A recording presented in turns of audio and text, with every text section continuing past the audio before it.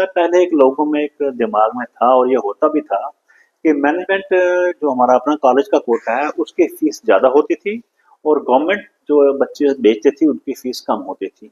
फिर supreme court ने एक फैसला किया 2002 में और जिसको फाइनली शेप मिली 2005 में।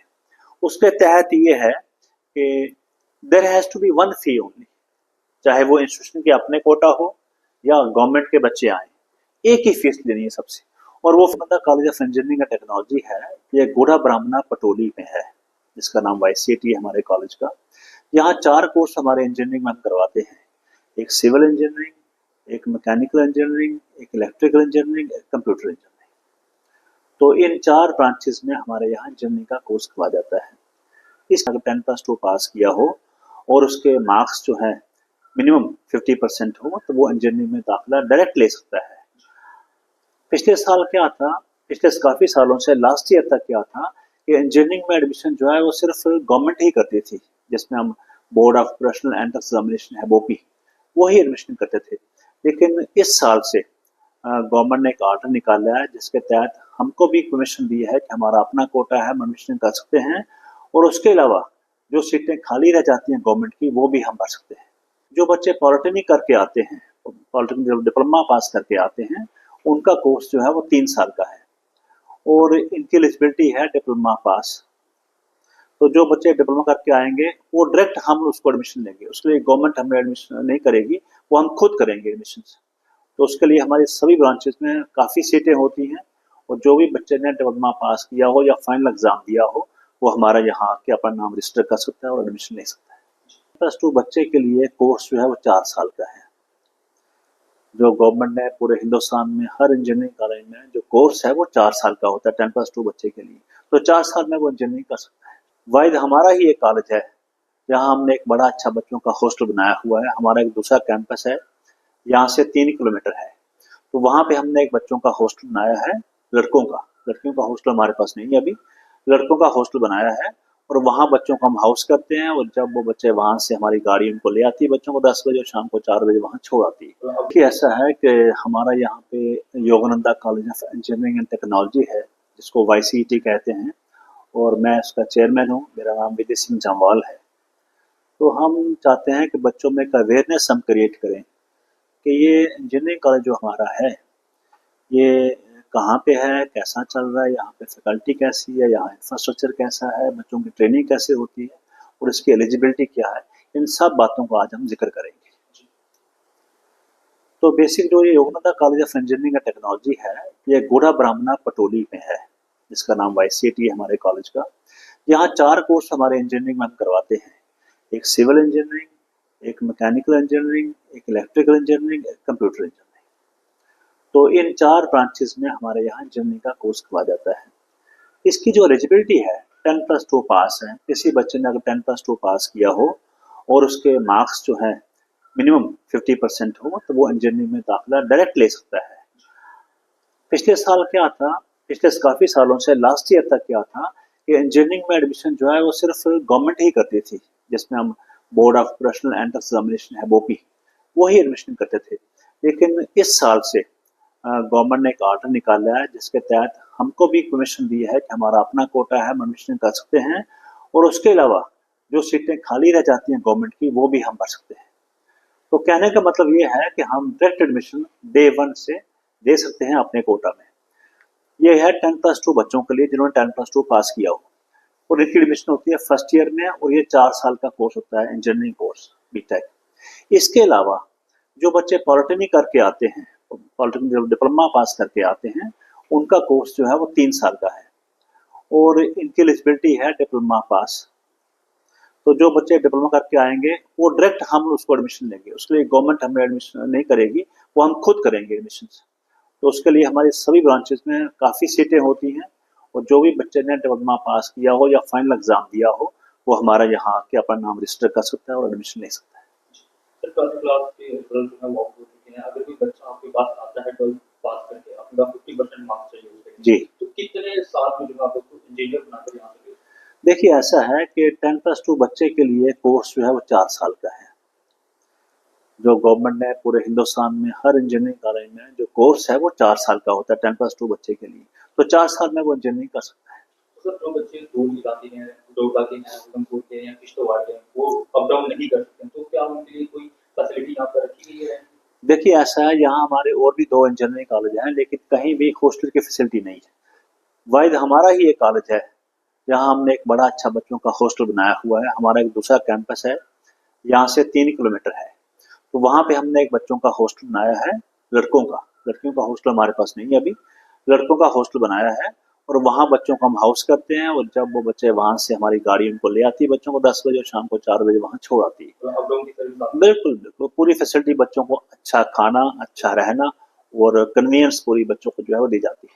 सर जिस तरीके से गवर्नमेंट की तरफ से कुछ सीट्स हैं जो कि प्राइवेट कॉलेज में जो है निकाली जाती हैं, तो क्या प्राइवेट कॉलेज भी वही फीस लेंगे जो गवर्नमेंट ले रही है या फिर उससे ज़्यादा जो है आपने चार्ज? बड़ी अच्छी बात की। देखिए ऐसा पहले एक लोगों में एक दिमाग में था, और ये होता भी था कि मैनेजमेंट जो हमारा अपना कॉलेज का कोटा है उसकी फीस ज़्यादा होती थी, और गवर्नमेंट जो बच्चे बेचते थी उनकी फीस कम होती थी। फिर सुप्रीम कोर्ट ने एक फैसला किया 2002 में, और जिसको फाइनली शेप मिली 2005 में। उसके तहत ये है कि there has to be one fee only, चाहे वो इंस्टीट्यूशन के अपने कोटा हो या गवर्नमेंट के बच्चे आए, एक ही फीस लेनी है सबसे। और वो फीस क्या होगी जो गवर्नमेंट तय करेगी। कोई भी कॉलेज अपनी मर्जी से फीस नहीं ले सकता। सबसे पहले मेरा नाम लवनीश तलवार है। मैं यहाँ पर head of the department electrical engineering में अपनी सर्विस सर्व कर रहा हूँ। जैसा कि आपने पूछा रिगार्डिंग स्कॉलरशिप प्रोग्राम्स के लिए, तो बहुत सी स्कॉलरशिप प्रोग्राम्स हैं जिसको कॉलेज टेक ओवर करता है। सबसे पहले जो मैं आपको स्कॉलरशिप बारे में बताऊंगा, सबसे पहले जो स्कॉलरशिप प्रोग्राम है वो स्पेशली फॉर लड़कियों के लिए है, जिसका नाम है प्रगति स्कीम। इस प्रगति स्कीम के अकॉर्डिंगली ये जो स्कॉलरशिप है ये AICT all India council for technical education की तरफ से आती है, और सालाना बच्ची के अकाउंट में 50,000 रुपया आता है। लेकिन इसकी एक ही कंडीशन है कि उसकी जो मंथ सेल्फ इनकम है, जो ईयरली इनकम है, वो 8 लाख से कम होनी चाहिए। तो ये स्पेशल पैकेज है फॉर गर्ल स्टूडेंट्स को कि वो अपने टेक्निकल कोर्स में आगे बढ़ सकें और इंजीनियरिंग कर सकें। इसके अलावा हमारे पास एक और स्कीम है जिसको हम लोग सक्षम स्कीम बोलते हैं। ये भी गवर्नमेंट ऑफ इंडिया की एक स्कीम है, स्कॉलरशिप की स्कीम है, लेकिन ये स्कीम उन बच्चों के लिए है जो फिजिकली हैंडीकैप्ड हैं। तो गवर्नमेंट ऑफ इंडिया ने इसके लिए भी कुछ स्कॉलरशिप्स रखी हैं ताकि वो बच्चे जो किसी ना किसी वजह से विकलांगिक रूप से अपाहिज या नहीं कर पाते, उनके लिए इनको स्कीम दी जाती है। इसके अलावा एक और हमारे पास स्कीम है जिसको हम लोग बोलते हैं इकोनॉमिक वीकर सेक्शन। वो बच्चे जिनके घरों की जो इनकम है वो इनकम कम है, लेकिन वो चाहते हैं कि वो अपना हायर कोर्स इंजीनियरिंग में कर सकें, लेकिन किसी ना किसी वजह से वो पैसे की वजह से इंजीनियरिंग नहीं कर पाते, तो उसके लिए भी EWS की स्कीम आती है, वो भी हम लोग करवाते हैं। इसके अलावा एक और हमारे पास स्कीम है जो स्पेशली कैटेगरी स्टूडेंट्स हैं, लाइक जो हमारे SC ST के स्टूडेंट्स हैं, तो वो सोशल वेलफेयर डिपार्टमेंट जो है वो उनको स्कीम्स को हैंड ओवर करता है। तो इस केस में क्या होता है, बहुत सारे बच्चे इन स्कीम्स के बारे में उनको नहीं पता होता, तो कॉलेज में एक डेडिकेटेड स्कॉलरशिप सेल है, उसको एक हेड करते हैं हमारे यहाँ के टीचर, हमारे प्रोफेसर हेड करते हैं। उसमें क्या होता है कि हर एक स्टूडेंट को जिसने भी स्कीम लेनी है, स्कॉलरशिप लेनी है, उसको अपने डॉक्यूमेंट जो है वो टीचर को देने हैं, और उसको किसी और विंडो पे जाने की जरूरत नहीं है। वो जो कॉलेज के टीचर है, जो कॉलेज के प्रोफेसर हैं, वो एक ब्रिज का काम करेंगे between the student and the agency, जो भी एजेंसी होगी, और अकॉर्डिंगली उनको स्कॉलरशिप दी जाती है। अभी भी जो बच्चियां हमारे पास कॉलेज में पढ़ रही हैं, उनको इन सारी स्कीम को हम लोग प्रोवाइड करवा रहे हैं। तो सर कोई लड़कों की स्कीम करेंगे? नहीं, लड़कों के लिए मैंने वही बताया कि जो कैटेगरी स्टूडेंट्स हैं, कैटेगरी स्टूडेंट्स के लिए SC ST के लिए स्कीम्स हैं, इसके अलावा इकोनॉमिक वीकर सेक्शंस के लिए, और जो स्टूडेंट जो उनका ऑलरेडी थोड़ा सा अगेन फाइनेंशियली जो साउंड नहीं है, तो थोड़ा वीकर है, उनके लिए लेबर कार्ड की स्कीम्स होती है। तो ये सारी स्कीम जो है government of India, state government, UT government की होती है, तो उनको किसी भी बारे में निश्चिंत नहीं होना। इसके अलावा एक और चीज है कि हमारे कॉलेज का बैंक्स के साथ भी एसोसिएशन है, बैंक्स के साथ भी हमारा टाई अप है, क्योंकि एक स्टूडेंट जब बैंक में जाता है लोन लेने के लिए, तो उसको वहां पे कई सारे हर्डल्स मिलती हैं। तो कॉलेज ने उनके साथ भी टाई अप रखा है कि स्टूडेंट को किसी भी वजह से, पैसे की वजह से, वो अपनी इंजीनियरिंग से महरूम ना हो सके। सिर्फ उसको एक हम तक डॉक्यूमेंट लेके आने हैं, हम उसका एक ब्रिज बनवाएंगे between the agency and college के बीच में। सर आपके सवाल रहेगा, डिस्ट्रिक्ट की बात की जाए तो जो गवर्नमेंट ने स्कीम्स निकाली हैं, तो क्या ये स्कीम जो है हर एक कॉलेज में इम्प्लीमेंट होगी या फिर हर एक जो गवर्नमेंट है या प्राइवेट कॉलेज है सब में इम्प्लीमेंट होगी? जी हाँ, ऐसा है, ये स्कीम गवर्नमेंट और प्राइवेट दोनों कॉलेजेस के लिए बराबर है। कोई भी बच्चा जो किसी भी स्कीम को अवेल करना चाहे, उसको वो फॉर्म भरना है, जो हमारे प्रोफेसर गाइड करते हैं और उनसे टाई अप करते हैं और बच्चों को स्कॉलरशिप दिलवाते हैं। तो गवर्नमेंट कॉलेज में या हमारे कॉलेज में एक ही बात है। सर सब के बेस पर जो है ये एडमिशन जो है वो खुली है, तो सर ये कोई एज क्राइटेरिया रखा गया कि जिसने 5 साल पहले 12th क्लियर की हो या 6 साल पहले? There's no age bar. There's no age bar in this. मैं Jogananda college of engineering and technology में डीन एकेडमिक्स के ओहदे पे काम कर रहा हूँ और इसके साथ साथ मैं ट्रेनिंग एंड प्लेसमेंट का काम भी देखता हूँ। तो हमारे जो टाई अप्स हैं, जैसे पहले नंबर पे हमारा आईआईटी बॉम्बे के साथ टाई अप है, इसके साथ हमारा एमओयू भी है। तो ये हम क्या करते हैं, स्पोकन ट्यूटोरियल के कोर्सेज हैं जो ऑनलाइन कोर्सेज आईआईटी बॉम्बे के हम कंडक्ट करते हैं, जहाँ पे हमारे जितने भी इंजीनियर स्टूडेंट्स हैं उनके लिए। उसके बाद जैसे जो कोर्स होता है, कंप्लीट होता है, उसके बाद ऑनलाइन टेस्ट होता है और जो बच्चे जो ऑनलाइन टेस्ट क्लियर करते हैं उसके बाद उनको सर्टिफिकेट प्रोवाइड करता है आईआईटी बॉम्बे। और जो मेरिटोरियस स्टूडेंट्स होते हैं उनको आईआईटी बॉम्बे जो है वो प्लेसमेंट अपॉर्चुनिटीज भी प्रोवाइड करता है। और लास्ट ईयर एक चीज मैं आपको बताना चाहूंगा, लास्ट ईयर हमारे कॉलेज को आईआईटी बॉम्बे ने बेस्ट इंस्टीट्यूट का अवार्ड दिया था in the UT of Jammu and Kashmir. तो ये हमारे लिए एक बड़ी गर्व की बात है। इसके अलावा हमारा आईआईटी चेन्नई और आईआईटी कानपुर के साथ भी टाई अप है।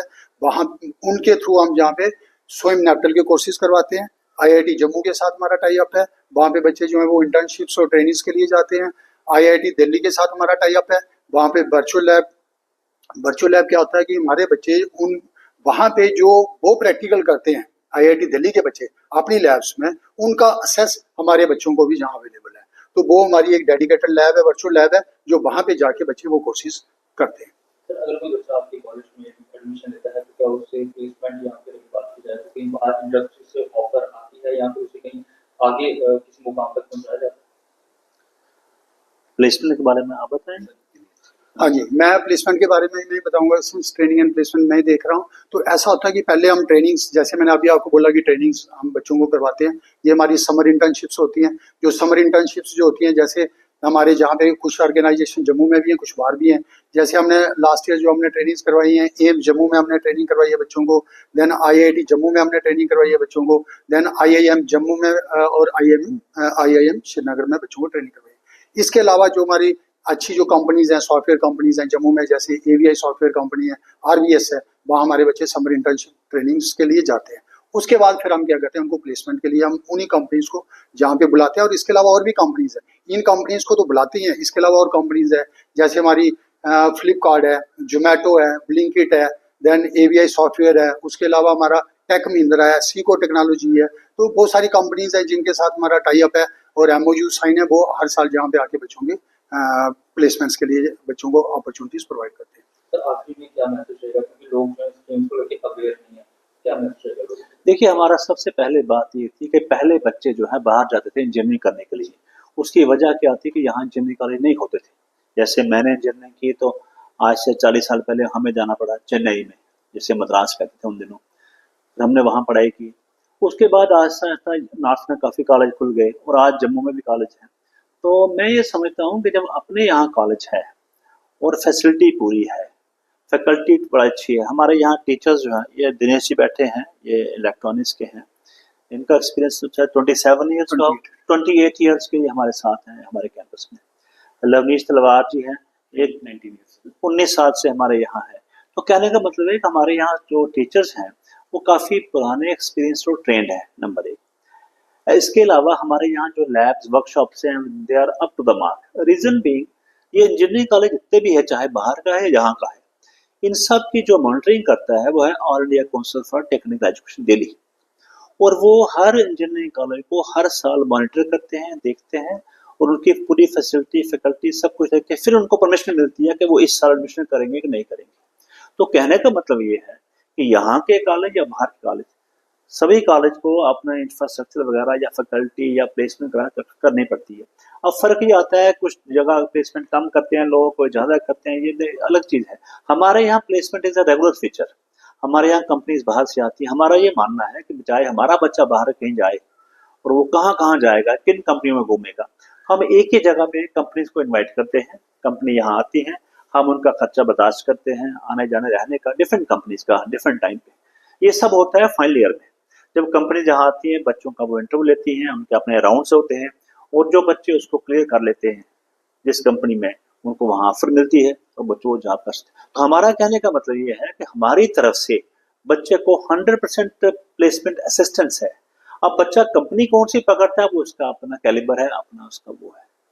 जी हाँ, ये हमारा प्लेसमेंट के बारे में है।